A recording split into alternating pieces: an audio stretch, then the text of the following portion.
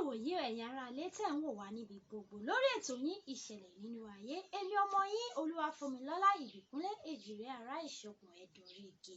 Ọ̀bẹ kìsì bẹ́kẹ́ṣẹ́ ọbẹ̀ sílé alákìsà tọmọdé nígbà aṣọ. Today lórí ètò lónìí ta ti yọ bí ọjọ́ ṣe yọ ta ti tún mú wá fún yín lọ́tùn lórí ètò lónìí. Ohun tí a máa gbéyẹ̀wò lórí ètò náà ni wípé pàtàkì ọmọ ọ̀dọ̀. Kí ni ọmọ ọ̀dọ̀ wa jẹ́ o? Ọmọ ọ̀dọ̀ jẹ́ ẹni tí a gbà láti lè ràn wá lọ́wọ́ kí iṣẹ́ wa kó lè ṣe kíni kó lè bá ràn wá lọ́rùn. Ṣùgbọ́n lórí ètò lónìí ohun tí a máa jíròrò lórí ètò ni pé ṣé ó tiẹ̀ wá dáa kí a gba ọmọ ọ̀dọ̀ gẹ́gẹ́ bí ẹ̀yin náà ti mọ̀ wípé ayé ti lùjára láyé tí a wà yìí, ṣó wá dára kí a gba ọmọ ọ̀dọ̀? Ohun tí a máa jíròrò lórí ètò lónìí nìyí. Àmọ́ lórí ètò lónìí gẹ́gẹ́ mo ṣe sọ wípé mo dé lọ́tùn ni. Lórí ètò lónìí ẹ ó máa pè wá wọlé lórí ẹ̀rọ ìbánisọ̀rọ̀ tí a ó sì máa dá yín lóhùn tí a ó máa jomitoro ọ̀rọ̀ ní orí ètò lónìí. Nọ́mbà tí ẹ máa pè wá sí lórí ètò lónìí náà ni 081 45 41 46 93. Lẹ́ẹ̀kan sí 081 45 41 46 93. Tá ò máa ṣe kíni tá ò máa jíròrò pé ṣó dára kí a gba ọmọ ọ̀dọ̀. Àmọ́ ọkọ tó di pé àwọn ẹ̀ ń pè wá wọlé àwa ń gbé ìpè yín tá a sì ṣe kíni tá a sì jọ ń jomi toro ọ̀rọ̀. Ẹ já wo ohun tó ń ṣẹlẹ̀ lókè lọ́hùn.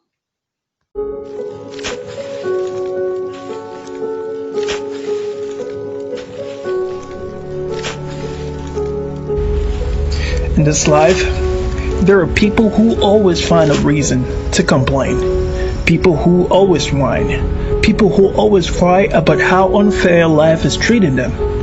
There are people who never show gratitude for all that God has given them, but there are others who see life very differently. They see the perfection themselves as disabled. They see themselves as differently abled. No matter who you are or what you're going through, as long as you're breathing, as long as your heart is beating, as long as you're alive, you've got every reason to be thankful. You've got every reason to be grateful. Shalom.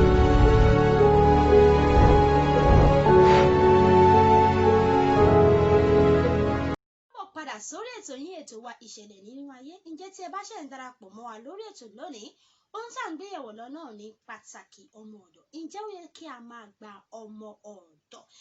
Ohun tí a fẹ́ kí ẹ̀yin ará lé kí ẹ bá wa jíròrò lórí ètò lónìí nìyí. Nọ́mbà tí ẹ máa pè wá sí lórí ètò lónìí náà ni òyípadà 081 45 41 46 93. Lẹ́ẹ̀kan sí 081 45 41 46 93. Gẹ́gẹ́ bí a ti ń sọ lọ wípé ọmọ ọ̀dọ̀ ṣe pàtàkì, pé ìpàtàkì wo iná ń kó nínú ilé tí wọ́n fi wọ́n sí, iṣẹ́ wo gan ni wọ́n ṣe fún wa gan. Ohun tí a fẹ́ kí ẹ bá wa dá sí lórí ètò lónìí nìyí tí a máa gba ìpè yín ti kọ́. A fẹ́ kí àwọn ará ilé kí wọ́n bá wa kọ́ ẹ̀kọ́ kan méjì mẹ́ta lórí ètò. Hello, ibo lẹ ti ẹ bá dárúkọ yín fáwọn ará ilé o. Orúkọ mi ni Mrs. Elijah láti ìlú Ìbàdàn. Ẹ ṣé o Mrs. Elijah láti ìlú Ìbàdàn. Lórí ètò lẹ́wà kí lẹ ní bá wa sọ lórí ètò lónìí? Gbígba ọmọ ọ̀dọ̀ sílé ó léwu gidigidi gan, nítorí pé àwọn ọmọ ọ̀dọ̀ ayé ìsinyìí wọ́n ń mú ìtẹ̀síwájú bá ìdílé. Ní ti tèmi, èmi ò lè gba ọmọ ọ̀dọ̀ nítorí pé oríṣiríṣi kan ló ń ṣẹlẹ̀ nínú ayé nísìn, so yẹn gbọ́dọ̀ kíyèsára. Ẹ ṣeun olóòtú. Ẹ ṣé o Mrs. Elijah. Àwọn sọ wípé àwọn nítọ̀dọ̀ àwọn ò lè gba ọmọ ọ̀dọ̀ nítorí pé ayé ti burú gan. Ẹ ṣeun. A sì fẹ́ máa gba àwọn ìpè yín wọlé lórí ètò yìí. Hello, ẹ bá wa dárúkọ yín fáwọn ará ilé o. Orúkọ mi ni Ìyáàfin Mosúnmọ́lá Ìbíkúnlé láti ìlú Sókótó. Ẹ ṣé Ìyáàfin Mosúnmọ́lá láti ìlú Sókótó. Lórí ètò náà lẹ wà. Kí lẹ ní bá wa sọ lórí ètò lónìí? Ọmọ ọ̀dọ̀ dára ní ọ̀pọ̀lọpọ̀ ìgbà ní inú ilé. Pàápàá jùlọ tí ọkọ àti ìyàwó bá jẹ́ òṣìṣẹ́ tí wọ́n á lọ láti àtàárọ̀ tí wọ́n á dé ní ìrọ̀lẹ́ tàbí àṣálẹ́. Wọ́n nílò ọmọ ọ̀dọ̀ ní inú ilé láti lè máa bá wọn tọ́jú ilé wọn àti àwọn ọmọ ṣùgbọ́n àṣìlò ọmọ ọ̀dọ̀ ní ìgbà mìíràn ló máa ń jẹ́ kí ọ̀pọ̀lọpọ̀ ọmọ ọ̀dọ̀ náà kàn máa ṣe ìwà wù ní inú ilé. Àìyẹn ló tún jẹ́ kí àwọn ọ̀pọ̀lọpọ̀ ènìyàn ní wrong perspective lórí ọmọ ọ̀dọ̀. Ẹ ṣé ìyáàfin wa, àwọn sọ yìí pé ọmọ ọ̀dọ̀ ó ṣe pàtàkì fún ẹni tó ń ṣiṣẹ́ ìjọba àtọkọ àti ìyàwó, wípé àwọn lè gba ọmọ ọ̀dọ̀ láti lè máa fojú sí àwọn ọmọ wọn, wípé àwọn lè gbà á. Hello, ẹ bá a dárúkọ yín fáwọn aráalé o. Ẹ káàsán, orúkọ mi ni Ramota láti ìlú Ìbàdàn. Mrs. Ramota láti ìlú Ìbàdàn, lórí ètò lẹ́wà o, kí lẹ ní bá wa sọ lórí pé ká gba ọmọ ọ̀dọ̀? Gẹ́gẹ́ bí ohun tẹ́ ń sọ látàárọ̀, ṣe rí ọ̀rọ̀ ọmọ ọ̀dọ̀ gbígbà lẹ́nujọ́ mẹ́ta yìí ó lágbára. Àìmọye èèyàn ló ń ṣiṣẹ́ tó nídìí ọmọ ọ̀dọ̀ láti máa ṣe àmójútó ilé kó tó dé láti ibi iṣẹ́. Ẹlòmíì kẹ̀rí iṣẹ́ pọ̀ lọ́wọ́ ẹ̀ tó máa ṣe nílé, ẹni tó lọ́mọ rẹpẹtẹ nílé, wọ́n nídìí èèyàn tó máa ràn wọ́n lọ́wọ́ nínú ilé. Àmọ́ ọmọ ọ̀dọ̀ gbígbà lẹ́nujọ́ mẹ́ta yìí ó le, torí oríṣiríṣi nǹkan làwa náà rí lórí íńtánẹ́ẹ̀tì káàkiri tó ń ṣẹlẹ̀ pẹ̀lú àwọn èèyàn àtàwọn ọmọ ọ̀dọ̀ wọn. Èmi ò ní ti tèmi, mo lè gba ọmọ ọ̀dọ̀ tí mo bá rí èèyàn gidi, ẹni tó ń pé ó máa dúró bí ẹbí mi ni, máa rí bí àbúrò mi, ó máa tọ́jú àwọn ọmọ mi, á dẹ̀ mú àwọn ọmọ mi náà bí ọmọ títí àbábúrò ẹ̀. Tí bá rírú èèyàn bẹ́ẹ̀ yẹn, mo lè gbọ́ ọmọ ọ̀dọ̀. Ẹ ṣé ìyá wa Ramota, àwọn sọ pé àwọn lè gba ọmọ ọ̀dọ̀ tó bá jẹ́ pé wọ́n rí ọmọ ọ̀dọ̀ tó lè ṣe kiri, tó lè mú wọn gẹ́gẹ́ bí ẹbí wọn, tó sì lè tọ́jú, tó lè ṣèkẹ́ àwọn ọmọ wọn. Hello, ta ló ń pè wá o? Ẹ bá a dárúkọ yín fáwọn aráalé.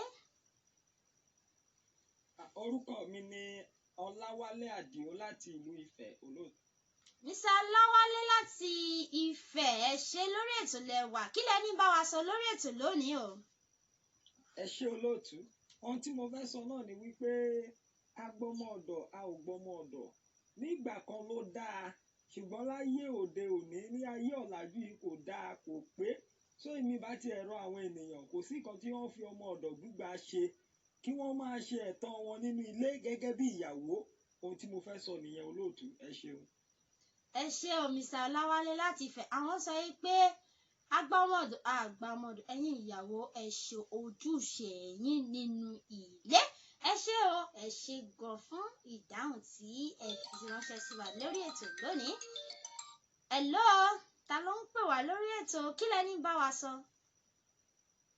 Orúkọ mi ni Samuel Adégbọlá láti ìlú Sokoto. Kí lẹ ní bá wa sọ lórí ètò yìí, lórí ohun tí à ń gbéyẹ̀wò lọ? Gẹ́gẹ́ bí ẹnìkan, mi ò lè gbà kí ìyàwó mi gbọ́mọ ọ̀dọ̀, torí ẹ̀tọ́ ẹ̀ ni láti ṣe iṣẹ́ ilé àti láti tọ́jú èmi ọkọ ẹ̀. Ẹ ṣé Olóòtú. Ẹ ṣé Mr. Samuel, àwọn sọ pé ẹ̀tọ́ ìyàwó àwọn ni o láti ṣe ìtọ́jú ilé, láti ṣe ìtọ́jú àwọn náà. Ẹ ṣé Mr. Samuel. Ìdáhùn tí a máa fi kásẹ̀ ètò lórí ètò lónìí nìyí, nítorí pé àrùn ọjọ́ mú tolókùn, ó wù ní ká jẹran pẹ́lẹ́nu ṣùgbọ́n ọ̀nà fún ò jẹ́. Ẹ̀yin olólùfẹ́ wa tẹ́ ẹ̀ ń wò wá nílé, mo lérò pé ẹ ti kọ́ ẹ̀kọ́ kan méjì mẹ́ta lórí ètò lónìí. Ohun tí à ń gbéyẹ̀wò lọ ní orí ètò, yálà a gbọ́mọ ọ̀dọ̀, yálà a ò gbọ́mọ ọ̀dọ̀. Ǹjẹ́ ìwọ tó ń wò mí nílé, ǹjẹ́ ò ń ṣe ojúṣe rẹ? Ǹjẹ́ èmi náà ṣé mò ń ṣe ojúṣe mi?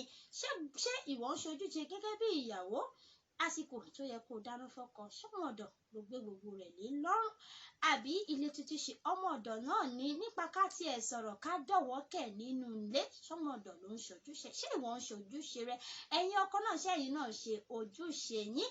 Báwo gan lẹ tiẹ̀ ṣe wá ń lo ọmọ ọ̀dọ̀ tẹ̀yin gbà yìí? Ṣé pé ẹ̀ ń lò wọ́n wípé nítorí pé ẹ̀ ń sanwó fún wọn ni, àbí ẹ fẹ́ ràn wọ́n lọ́wọ́ lọ́nà kan àbí lọ́nà méjì?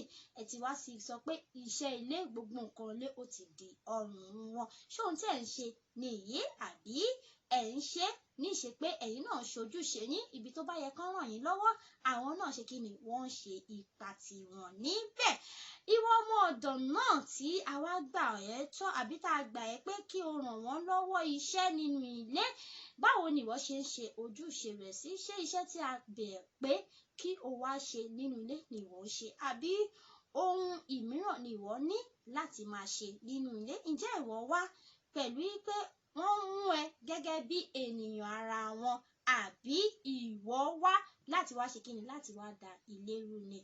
Rántí wípé o ọ̀nà ló jìn ẹrú ní bàbá, ibì kan náà lẹ́yìn náà ti wá. Ẹ jẹ́ ká ṣe kí ni ká máa rántí ọ̀la. A ò ní rí jù báyìí lọ gẹ́gẹ́ bí mo ti sọ lórí ètò lónìí. Bí ẹ̀yin ará ilé wa tẹ́ ṣe máa ń ṣe tẹ́ máa ń fi àwọn ìdáhùn yín ránṣẹ́ sí wa, Instagram wa náà ò yí padà. Olúwafúnmilọ́lá Ìbíkúnlé lórí YouTube channel wa Ìbíkúnlé Kenny, lórí Facebook wa náà Olúwafúnmilọ́lá Ìbíkúnlé. Àwọn ìdáhùn tí ẹ fẹ́ fi ránṣẹ́ sí wa tí ẹ sì fẹ́ káwọn èèyàn náà kí wọ́n gbọ́ nípa rẹ̀, ẹ fi ránṣẹ́ sí wa, a máa kà fún àwọn ènìyàn láti kọ́ ẹ̀kọ́ kan méjì mẹ́ta.